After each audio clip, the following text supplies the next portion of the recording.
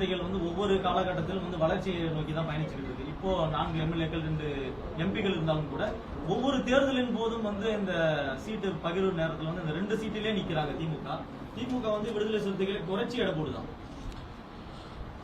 அந்த கோணத்தில் நீங்கள் சொல்லுவதைப் போல பலரும் சொல்லுகிறார்கள். ஆனால் விடுதலை சிறுத்தைகள் கட்சி இடம்பெற்றிருக்கிற அணி என்பது ஒரு மெகா கூட்டணி, 10 கட்சிகள் இடம்பெற்றுள்ள கூட்டணி. விடுதலை சிறுத்தைகளை எப்படி அவர்கள் அரவணைக்கிறார்களோ அப்படி ஒவ்வொரு கட்சியையும் அவர்களின் தேவையை உணர்ந்து அரவணைக்க வேண்டிய பொறுப்பில் திமுக இருக்கிறது என்பதையும் நாங்கள் அறிவோம். ஒரு கூட்டணியின் அங்கமாக இருக்கிற விடுதலை சிறுத்தைகள் கட்சி அந்த கூட்டணியின் நலன்களை பற்றி கவலைப்படாமல் ஒரு முடிவை எடுக்க முடியாது. எங்கள் நலன்கள் எவ்வளவு முக்கியமோ அந்த அளவுக்கு கூட்டணியின் நலன்களும் முக்கியம். எங்கள் வெற்றி எவ்வளவு முக்கியமோ அந்த அளவுக்கு கூட்டணியின் வெற்றியும் முக்கியம். அந்த வகையில் ஒரு பரஸ்பர புரிதலோடு தான் எங்கள் முயற்சிகளும் இருக்கும், பேச்சுவார்த்தைகளும் இருக்கும். எனவே எங்களை குறைத்து மதிப்பிடுகிறார்கள் என்று நாங்கள் கருதவில்லை. அப்படி ஒரு எண்ணம் எங்களுக்கு எழவில்லை. இந்த 10 ஆண்டுகளை பொறுத்தவரைக்கும் திமுக கூட்டணியில் இருக்கிற கட்சிகளிலேயே விடுதலை சிறுத்தைகள் தான் வளர்ந்துகிட்டு இருக்குது, வாக்கு வங்கிகளாக இருக்கட்டும், தொகுதியிலும் சரி.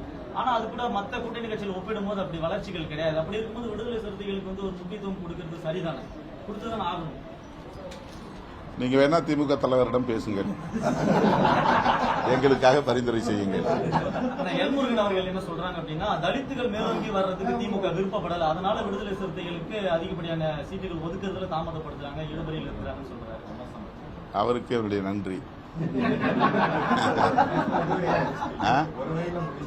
அவ்வளவுதான். வேற தொகுதிகளோட நிலைப்பாடு என்னவா இருக்கு? திமுக தனி தொகுதியும் கேட்டிருக்கீங்க, 3 தொகுதிகளோட சேர்த்து தான் பேசிட்டு இருக்கிறோம். இப்போ இன்னும் ஒரு தடவை தானே சந்திச்சு பேசியிருக்கிறோம். எப்போதுமே பேச்சுவார்த்தையில் 2 தடவை 3 தடவைங்கிறது எல்லா கூட்டணியிலும் நிகழக்கூடியது தான். நாங்கள் 2வது கட்டத்துக்கு நேற்று போவதாக இருந்தது, நேற்று போக முடியவில்லை. 2 நாட்களில் நிச்சயம் நாங்கள் சந்திக்கத்தான் போகிறோம். அப்போது உங்களுக்கு உண்மை விளங்கும்.